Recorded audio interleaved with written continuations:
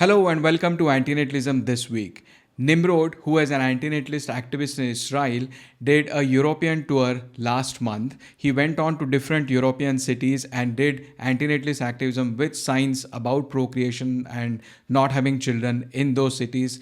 Talked to many people, there were many videos. We also covered his tour as in these episodes of Antinatalism this week.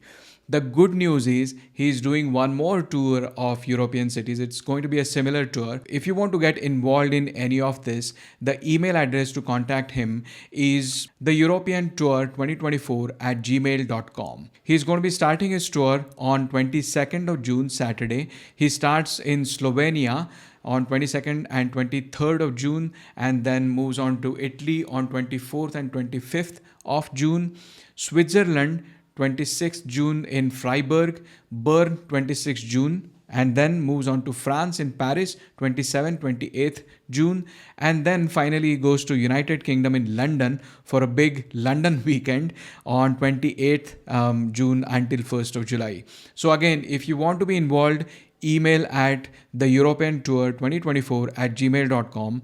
And also, if you want to be involved in the London weekend where it all ends, you can also contact Lawrence and Ton. Going across the world from these European cities all the way down under to New Zealand, there is going to be a meetup event / community building event about antinatalism. It's organized by Antinatalism New Zealand and it'll be on 10th of August, so it's still quite a few days to go. So I'd be reminding again in one of these episodes about the meetup. So if you happen to be in New Zealand, you want to check this out. It is happening on 10th of August in Auckland. Childfree Convention 2024 is coming up on Sunday, August 4th. Going by my past experience, these are not exactly antinatalist events. There is a mix of child-free and antinatalist people in there. Some are sympathetic towards antinatalism while others might not be as much. But at any rate, I think child-free groups are allies of antinatalist movement. The convention will have 3 panels and their exact schedule is not out yet. One is about the child-free life cycle, about different stages of being child-free, about knowing a term called child-free, discovering that you're child-free, and then also about expressing the opinions about being child-free, and finally also accepting and getting accepted by others of your stance about child freedom. And the speakers you can see on the screen, the list of speakers are quite a few on this panel. The second panel is about being aggressively child-free by Helen Gustafsson, and I'm not sure what it means. Does it mean that it being militant child-free, like being a militant atheist, militant child-free, being very aggressive about your child freedom and so on? It'll be interesting to see why they have named it aggressively child-free and not assertively child-free, which would have been, in my opinion, a more appropriate term. Anyway, interesting panel to look forward to. The third panel is about child-free community and also concerns about getting stereotyped. There are many stereotypes which child-free men and women are put into, especially women are put into, and also about what we can do, not only about those stereotypes, but about community building in general. There's a big channel called Lena Norms, which has like 190,000 subscribers. And she has put up a video criticizing environmental arguments for not having children. Now, I should say at the outset that I'm not an environmental antinatalist, and that is because even if tomorrow all the environmental issues are resolved, the ethical issues about coming into sentient existence remain. But I also think that if someone is criticizing environmental antinatalism for wrong reasons, then that should be pointed out. Also, before we proceed, let's have a look at small table I have come up with to describe these issues. We have 2 columns distinguishing environmental and ethical considerations, and we have 2 rows, philanthropic and misanthropic considerations while having children. So a philanthropic environmental argument would be the impact of environment like climate change and so on the child. Whereas a misanthropic environmental argument would be the impact of the child due to consumption and so on the environment. On the ethical side, philanthropic argument talks about the harms of life to the child, and misanthropic argument would talk about the harms caused by the child to others directly or indirectly. This video by Lena is mostly in the environmental quadrants. So we have all seen infographics on internet which show that the biggest positive impact you can have on the environment is to not have another child. One example of that is to measure carbon footprint. So if you don't have a child, you'd be saving a large sum of carbon emissions, is the claim. Here Lena points out the way those carbon emissions are actually measured. The way it is done is half of all the emissions in the entire life of your potential child are assigned to you, and then a quarter of all the emissions of life of your grandchild are assigned to you, and then an eighth of emissions of your great grandchild are assigned to you, and so on. Lena says this is unfair. To hold you responsible for half of all the emissions of your child is incorrect, because that child would be an individual and she should be held responsible for her own actions. I don't think she's right in this reasoning. She's using the term being responsible for in the context of blame, but blame is not the point of measuring these carbon emissions. These are measured as a matter of fact. And it is true that by not having that child, you would have eliminated the chance of existence and hence of emissions of a whole line of descendants of that child. Her second objection is a little less implausible. She says that these estimates are based on historical ways of living, but the future generations might be living a completely different lifestyle, so to assign the same measurement of carbon emissions to them is not correct. That is right, but it is not clear to what extent they would really be able to reduce their emissions in their lifetimes, and whether those emissions would really be at the levels that this planet could sustain the populations that we have. Her next claim is the fallacy of fallacies. She refers to a book called The Population Bomb and says that many of the predictions in that book have not materialized, and therefore no arguments in present time for not having a child are valid. This is just constructing a fallacy using another fallacy. Another argument she makes, although not in clear terms, is that it is the consumption rather than consumers which is the problem. And just blaming the number of consumers would result in racism. I think there are two problems with this. One is a false dichotomy of either or. The argument for environmental antinatalism is not consumption versus consumers. It is of consumption and consumers. Secondly, just blaming consumption and not the increasing number of consumers assumes that those living in poor countries like India, where there is large number of consumers but very less per capita consumption, are expected to continue living poor lives, and I think that is rather racist. This is what is called as repugnant conclusion of Derek Parfit, that if you compare two scenarios, in one scenario you have a small number of very good lives, and in second you have large number of lives which are barely worth living, and if your goal is to maximize total well-being, then you will always have some population in scenario 2 which is greater than the population in scenario 1, such that the total well-being is more. While talking of the impact of this deteriorating planet on the lives of the future children, Lena says that witnessing the destruction of a wonderful world is also wonderful. She gives an example of some emotional passage from a book where a sculptor of human ice figures enjoys watching them melt away. I think this is a false analogy. The human ice figures do not suffer while getting melted, but real humans do, and if you think it is wonderful to watch that, how is that not sadistic? And if that is your reason to have children, then how is that not narcissistic to the extent that it could be called a disorder? She also confuses between life worth living and life worth starting, but I think that slips into ethical arguments for antinatalism rather than environmentalism. Another argument she makes is that we should stop moralizing the choice to be parent. What she actually means is that the act of bringing someone into existence is morally neutral. This is false both on the accounts of environmental as well as ethical considerations. If you're bringing somebody into existence, then it has profound moral implications on that being, on you, and on society at large. Saying that it is morally neutral may get you many views and subscribers who want to hear that sort of lie, but that is simply not true. She says, just like I don't owe a child as a child-free person to anybody, you also don't owe a childless life to anybody. It works both ways. So the problem is you're thinking of a child as an object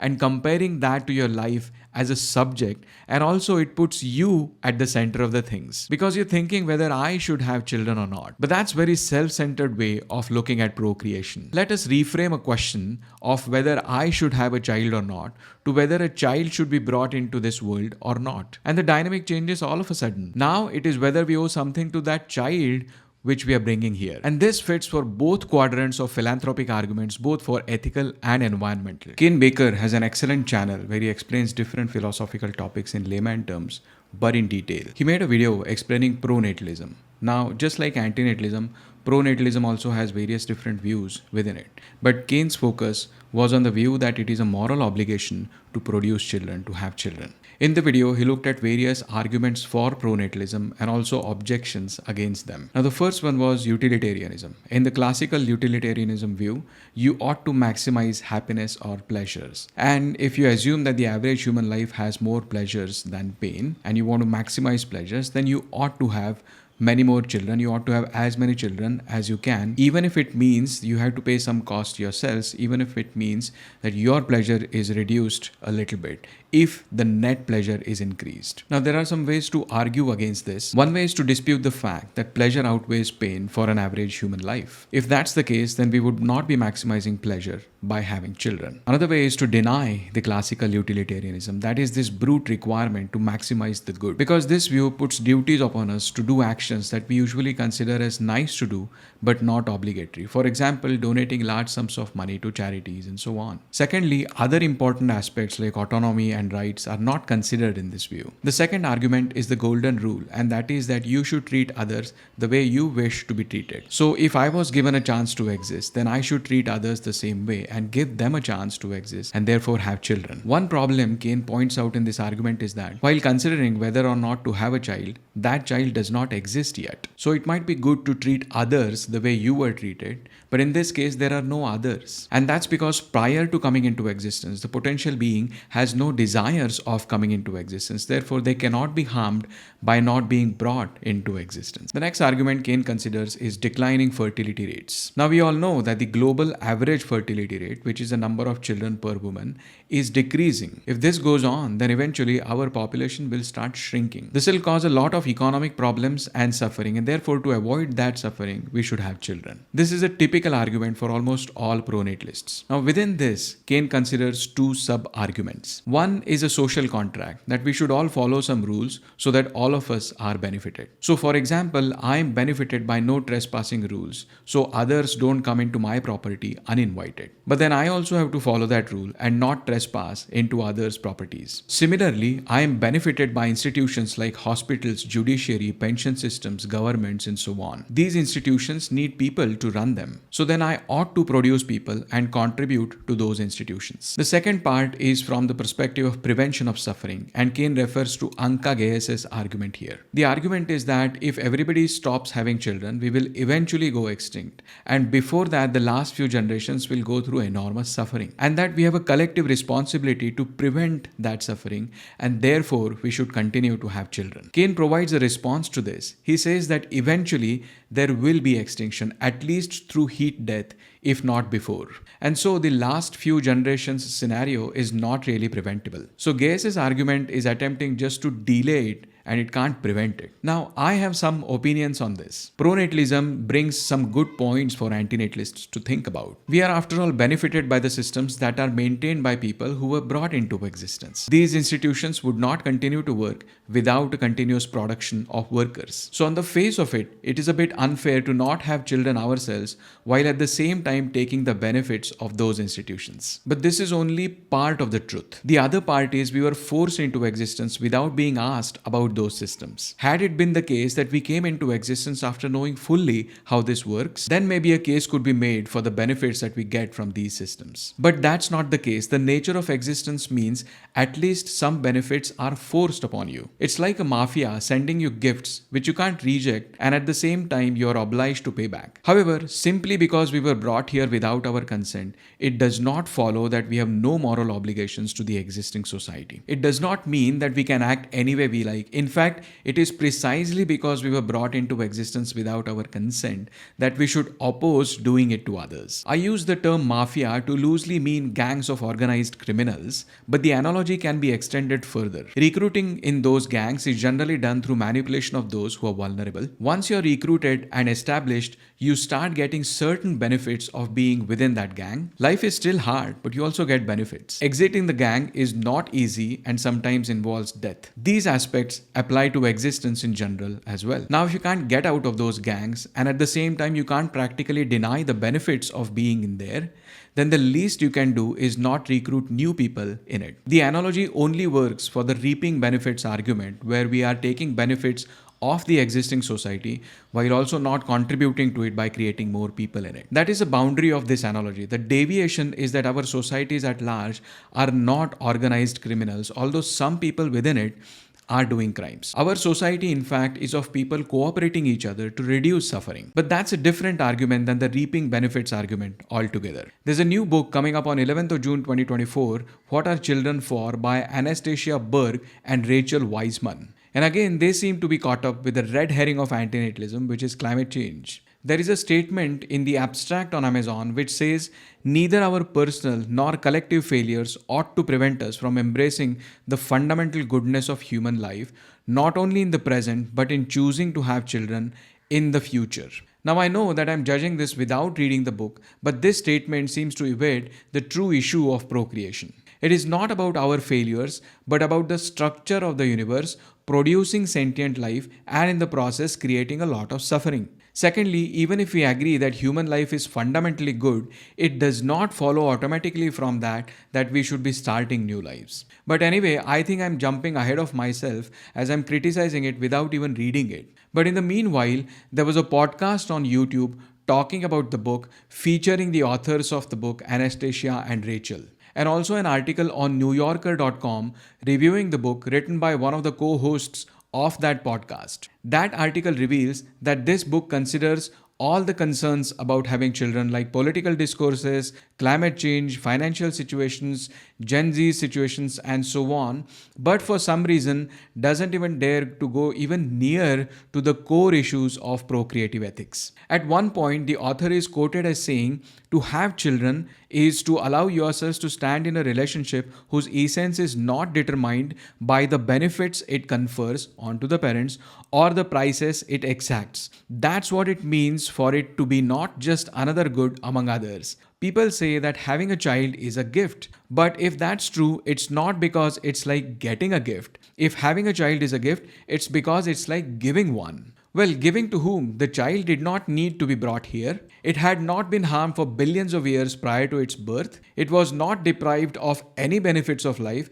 So who are you gifting? The fact of the matter is, you had children to fulfill your own desires. Now you might have desires to give something to somebody else, to do some altruistic deeds, but to create someone, to create need for them in the first place, and then to call it as an altruistic deed is pure dishonesty. Imagine that you have a desire to cure people of diseases, and for that you actually induce a disease in people, you create a need for them to be cured, and then you cure them, and then you call that act as an altruistic deed. That is a circular logic that is applied here. Another example is puncture scam that happens often in India. What happens is a mechanic who takes your vehicle to repair, it could be a car, it could be a motorcycle or anything, they take it for repair and they themselves poke holes in the tires of your vehicle and say that now there are so many punctures in your vehicle and they would fix it. So they fix it to get extra money. They charge for those punctures. Now imagine that they don't charge for those extra punctures which they created, and then they say that I'm fixing these punctures for you for free.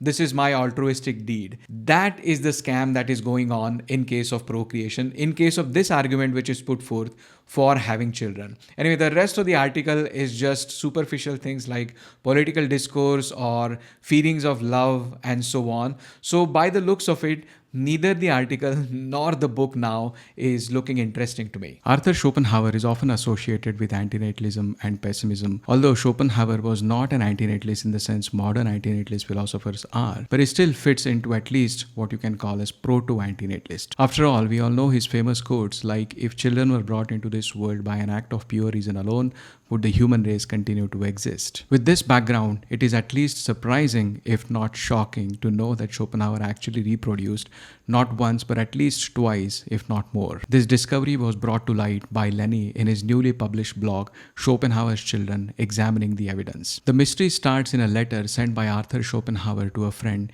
in December 1836, in which he talks about two illegitimate children that he had and they died young. So this raises questions like, when were these children born? Were they boy or girl? And when did they die? Lenny explores further and finds that there is a biography of Schopenhauer by Arthur Hubscher. Arthur Hubscher was president of Schopenhauer Society from 1936 to 1982, and he wrote a biography called Schopenhauer Ein Lebensbild. In that biography, there is a mention of Schopenhauer's relationship with a chambermaid, of which a daughter was born and who died young in 1819. Adele Schopenhauer was Arthur Schopenhauer's younger sister, and one of the entries in her diary dated 27th April 1819 says, while talking to Arthur Schopenhauer, that his girl in Dresden is expecting a baby. Then in a letter to Arthur Schopenhauer dated 12th May 1819, she says, I wish the child never entered life, but once it is there, take care of it. Now I don't know if Adele was an antinatalist or she just didn't want Arthur to have any children, but over here she does sound like an antinatalist. Anyway, the child does not live for long,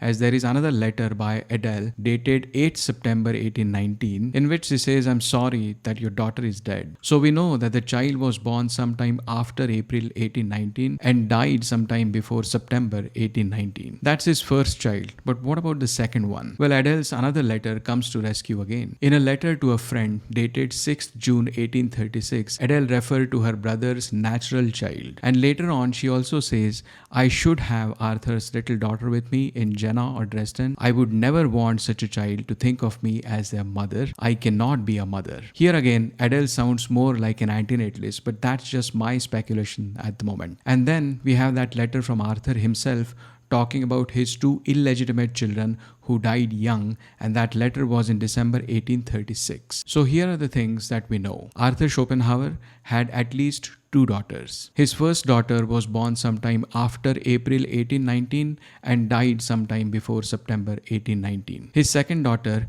died sometime before December 1836. And lastly, this is not something Lenny says, but I feel that Arthur Schopenhauer's younger sister Adele Schopenhauer's views on procreation are worth researching from an antinatalist's perspective. Raw egg nationalist is a pseudonym of a person who is very right-wing, very ultra right-wing nationalist, and also very misogynistic person. They also appeared on last year's Natal conference. By the way, Natal conference is happening again this year on 6th of December 2024. It is happening again in Austin, Texas, and the ticket is $1,000 per person. And it's a 2-day event. It happens on Friday, December 6th. There'll be some dinner reception with speakers and some after party talks and conference and so on. And the second day, as it was in the last year, is going to be a closed door breakout session, and where they're going to discuss some unconference topics, unconference discussion groups. Anyway, we'll see what happens there.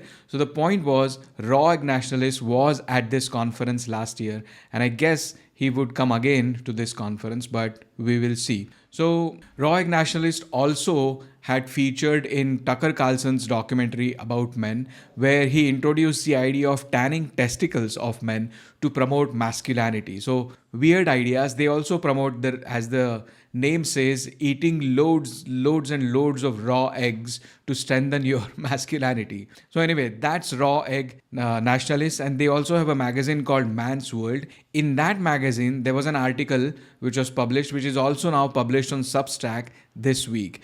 The title of the article is Antinatalists, a Doomed Dying Breed, and the subtitle is Their Moral Code, meaning the moral code of antinatalists, will rot like weeds on the ground, and along with that, other niche fetishes as well. So that is the title of the article. Let us see what the article is. So at the start of the article itself, they are talking about, I am not the one to celebrate demise. Now, what this really means is classical confusion. Demise is death. They are confusing death of an individual to demise or extinction of species, because, and if the logical conclusion of antinatalism would result in extinction of whichever species whose members are not reproducing. So they're saying, I'm not the one to celebrate demise. That's the start, and the first sentence itself is a confusion between an individual death, which is demise, and extinction of species. It's a separate thing altogether. Then they say, putting aside existential fears is no simple task, and I agree with that. It requires a constant affirmation, which is also true. Not all people are up to this challenge, and among those who allow for a depressing, doomer-pilled mindset to hang over their heads like a chronically grim rain cloud are the so-called fatalists. So again, psychologizing the philosophy is the problem here. Yes, naturally, many people who are depressed get attracted to antinatalists, but the argument for antinatalism are not from psychology. They are from a philosophical standpoint which recognizes the suffering in the world, the suffering of coming into sentient existence. And that mistake is, we see right at the start of the article that confusing these two things, the psychology part and the philosophical part of antinatalism. Then they say antinatalism is a pessimistic philosophical ideology which preaches that having children is morally reprehensible. Now, I'm not sure that is what antinatalism preaches, if at all it preaches anything. Antinatalism says that having children is immoral. What does reprehensible mean? It has a slightly different shade. That word has a slightly different shade. The correct term is it is immoral to have children. And that to reduce suffering, people should reject their nature and abstain from continuing their bloodline. Now, there are two things here. What does reject nature means? It could mean two things. One, we are rejecting the environment, the nature around us, which we do all the time. We don't live like we live in our natural state. We are all living in very artificial states. That's point number one. But it could also mean that we are rejecting our natural instincts. And to that, I would say that antinatalism is not about rejecting your natural instincts. First of all, antinatalism is not about having sex. It is only about procreating. Now, you could argue that there is something called as an instinct to have children, which I doubt if there is, but even if there is, it does not automatically mean that we should allow that instinct to dictate our actions. We control many other natural instincts. For example, aggressiveness is a very well documented natural instinct, and we all agree that we should try and prevent, eliminate, control, reduce that natural instinct because the effects are not good. So just because something is a natural instinct does not mean that we should follow that. And just because we don't follow it or try and control it or find workarounds of that does not mean that we're rejecting the nature altogether. So this reject their nature is very ambiguous term, and I don't think it is accurate really. The second part is abstaining from continuing their bloodline. Now this concept of bloodline is very notional. It is almost a delusion, and it is, I would say, for two things. One, for literal thing. Literally, you had two parents.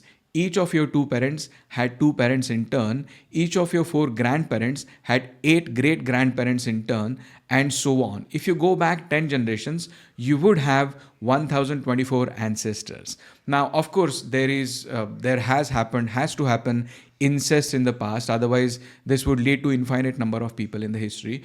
But the point is, it is not a line. It is at least a binary tree. Which line are you selecting out of this branched binary tree? Usually we think of bloodline. When we think about line here, usually we think of me, my father, his father, his father. That thought process is a result of a very ingrained patriarchal attitude in our society and in our mindset. But that is not true. So the concept of line itself is not true at all. The second part is bloodline. What does bloodline mean? The part blood in the bloodline really denotes genetics, and it says that it is our genes that we have to pass on. This is a eugenistic concept. There is nothing special in my genes than your genes, except that they have produced slightly different organisms. In fact, I would hazard a guess that we share almost maybe 90s, 95, higher 90s percentage of genes with greater apes. We share almost 90% of the genes with almost all animals on this planet. So this concept of genes and passing those genes on is what is hidden in the word blood in bloodline, and that is very eugenistic, very notional, and almost delusional. The next is antinatalists seethe in their dark corners online about their hatred for humanity and cheer their child-free friends along in becoming desexed. Now, antinatalists don't have a hatred towards humanity, but at least as far as the arguments of antinatalism are concerned, they are not coming from hatred towards humanity. In fact, it is coming from a compassion towards humanity, and for sentiocentric antinatalists, it is coming from a compassion towards the entire sentient beings on this planet or in the universe. So hatred for humanity is a complete misnomer to talk about antinatalists. The second part is cheering their child-free friends. Now, I have said and I hold this position that child-free is little different than antinatalism. It's just a personal preference, but child-free movements are allies of antinatalist movements because they at least do two things. One, child-free people themselves are not producing new children. That is a good thing. Second, they help normalize the concept of not having children and normalize the concept, especially in case of women, that women can live a happy life without having children. There is nothing wrong with a woman. A woman can be a complete woman without the need to have children and so on. So, and for that reason, I consider child-free people or child-free movement as allies of antinatalist movements. So there, I don't see anything wrong in cheering child-free friends. But what I'm concerned about is the concept of becoming desexed, and I don't really understand what it means. I would think they are referring to this movement of transgenderism and gender identity and so on, which I really don't understand what has this to do with antinatalism. So I don't know what that becoming desexed words are doing here. Here's another thing. They say that the beautiful thing about embracing free speech, no matter how much it may feel like we are giving a foothold to the devil meaning antinatalist here, is that maladaptive beliefs can and will be crushed in the free market of ideas. So what he's saying is, in the free market of ideas, the concept of antinatalism will be driven out, so don't worry.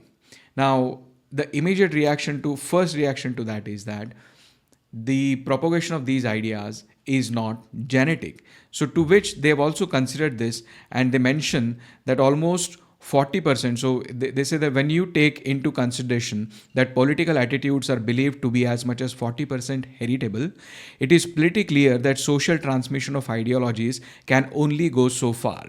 So here's the thing.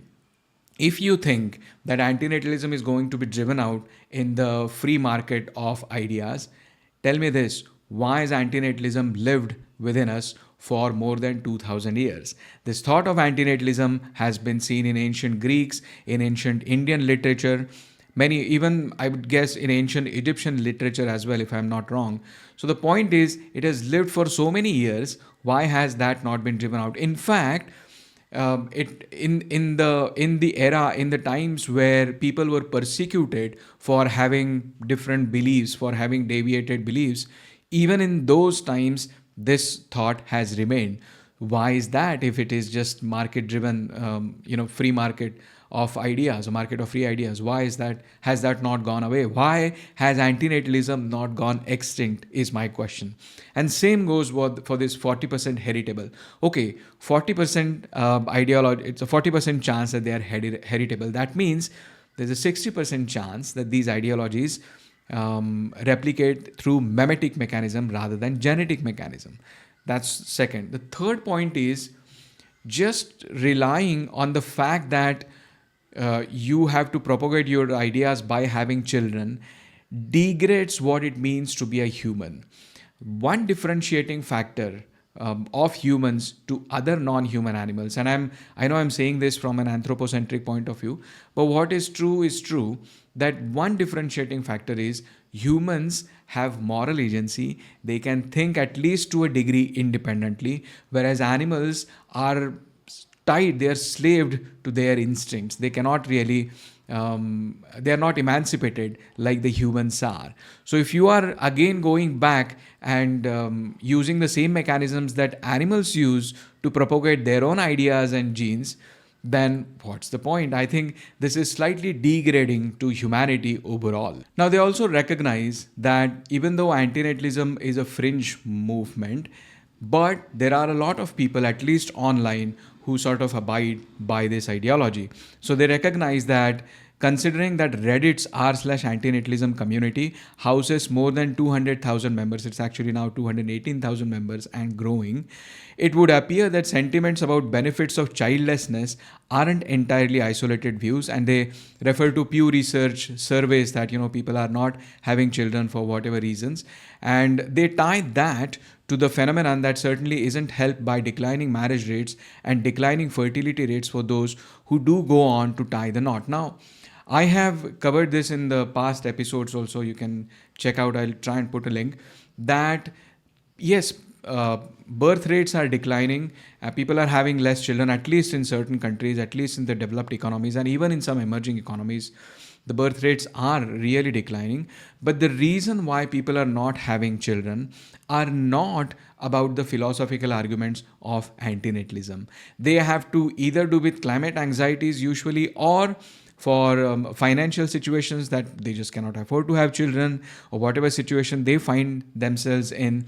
Those are relatively superficial or temporary reasons compared to the core philosophical arguments of antinatalism.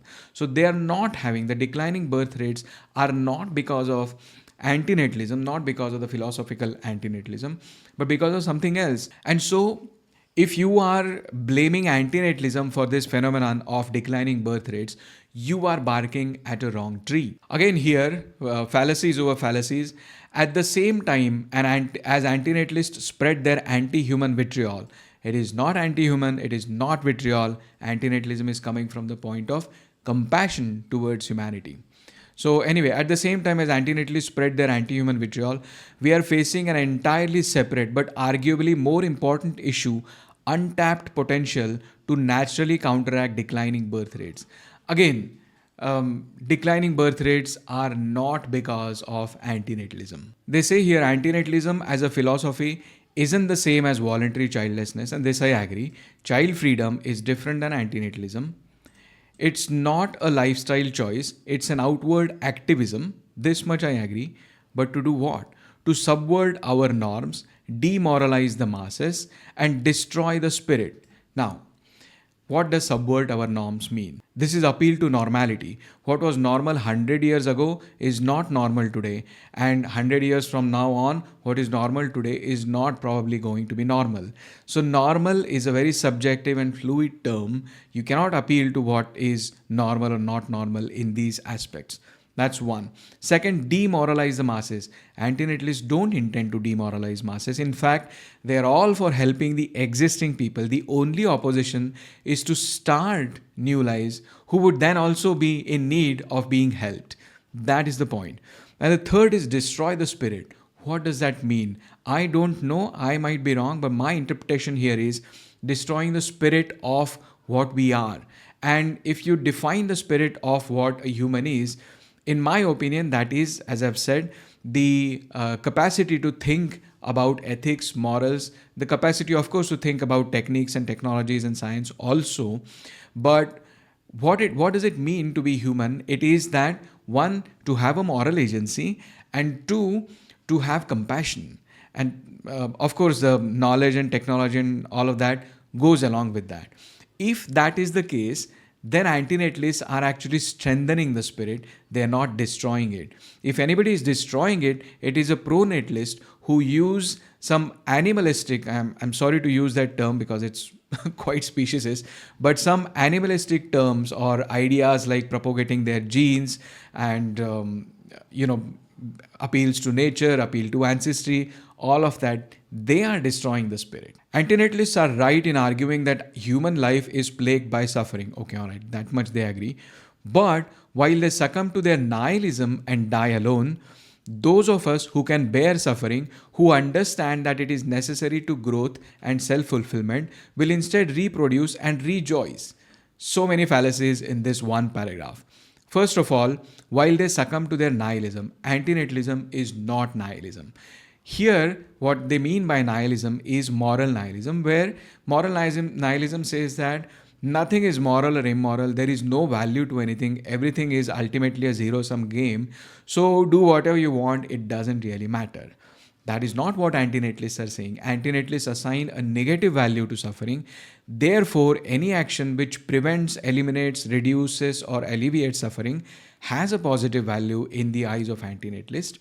And therefore, it's not nihilist. Antinatalists are not saying that do anything what you want, it doesn't matter. They are saying it does matter if you have children and don't have them.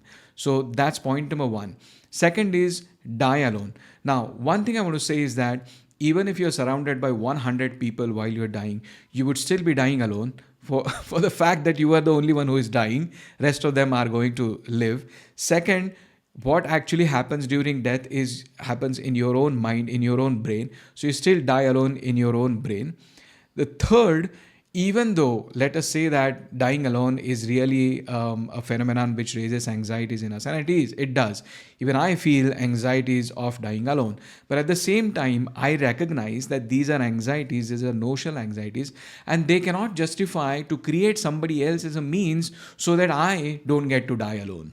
That is a problem with that die alone. The third part is those of us who can bear suffering. Now, antinatalists are all for helping those who are existing to bear suffering. All they are saying is don't create new ones who then again have to bear suffering. So, yes, bear your suffering, work on your growth, work on your self fulfillment. Just doesn't follow that you have to reproduce for that. And then there is a paragraph about LGBTQ plus trap. They call it trap, but and they also call surrogacy, fertility treatments like surrogacy, as child trafficking. I really don't know what this has to do with antinatalism anyway. You can have different views about LGBT. Some people are against it. Some people are for all LGBT, whatever letters. Some people are for gays and lesbians but are against transgenderism. So there are different shades and hues in it. My point is, why is this paragraph, what is this paragraph doing here when they're talking about antinatalism? I think this is just to fill the space to make look like they've written a long article. Here they are criticizing that antinatalists have a tunnel vision. Laugh at the tunnel vision of antinatalists online, but leave it at that. And I don't understand how antinatalism is a tunnel vision. So let's take some comparisons. First of all, there are antinatalists who are sentiocentric antinatalists. They consider all sentient beings, not just humans, anybody who can suffer. Coming into existence for them is a harm for them, is the view. Now, how is that narrow? How is that a tunnel vision? That's one.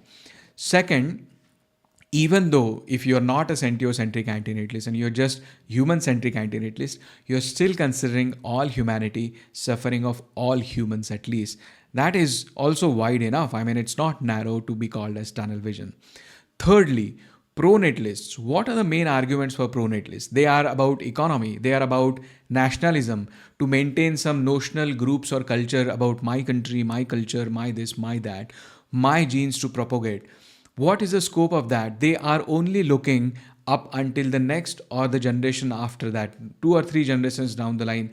That is as far as their foresight is going. That is their horizon. So if at all, it is the pronatalists who have a tunnel vision. Then there is a paragraph which shows their insecurity. So they are quoting somebody here. We are hard pressed on every side. We as in those pronatalists and nationalists, but not crushed, perplexed, but not in despair, persecuted but not abandoned, struck down but not destroyed. And this insecurity is laughable. The entire society that we live in, even though the birth rates are declining, is heavily pronatalist. You're bombarded with pronatalist signals all the time. You go on TV, you go on street, you go in society, you go to a party, you go to a gathering, you go in colleges, you go in offices, workplaces, everywhere.